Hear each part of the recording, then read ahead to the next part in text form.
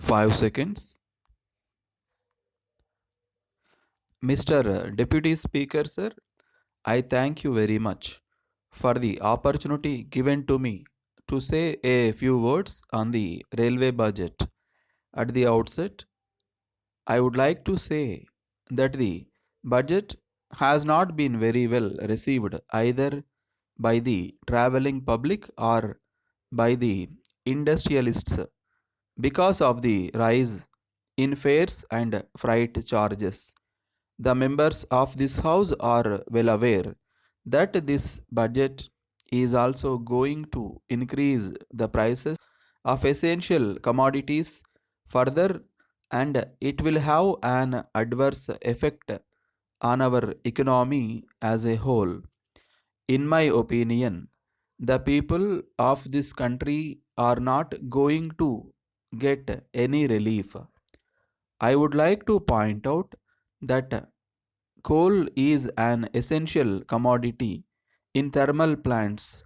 I can say from my personal knowledge that the thermal plant in my state was closed down for some months for want of coal on account of lack of wagons.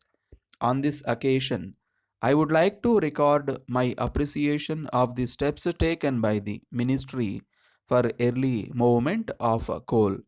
The Honorable Minister has announced that surveys for 50 new lines and 20 gauge conversions will be taken up during the current year.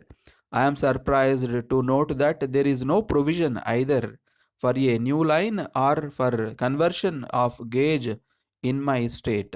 I would also like to bring to the notice of the government that if new yardstick of cost to benefit ratio is strictly followed in the case of formation of new railway lines.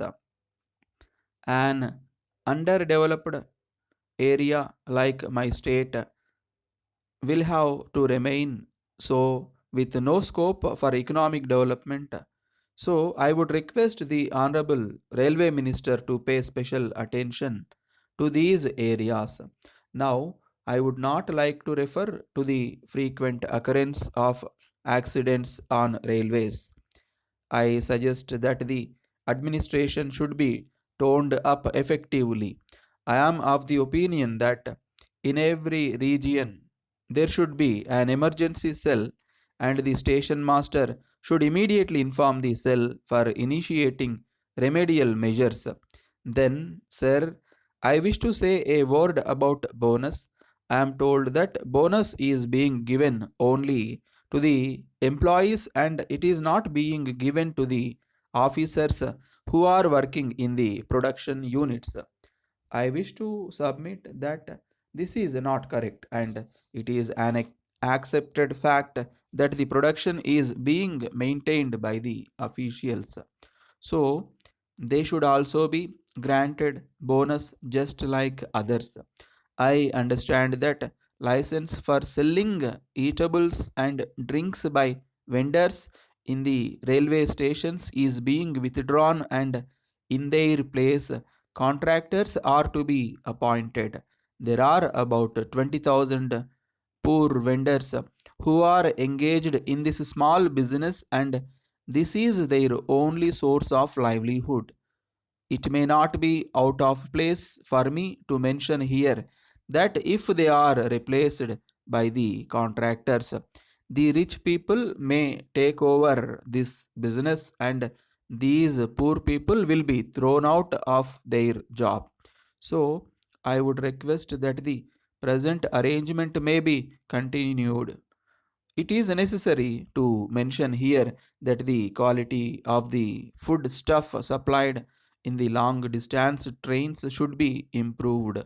My suggestion is that for every 2 or 3 years, the contractor may be changed if a quality of food is not maintained properly. I request the Honorable Minister to look into this problem and do the needful. With these words, I support the railway budget on the whole and I congratulate the Honorable Railway Minister on some of the announcements that he has made. Thank you. Letter from Vasan and Company Limited, Gandhi Road, Coimbatore, to Messrs. Bharat and Sons Limited, Rajaji Salai, Chennai.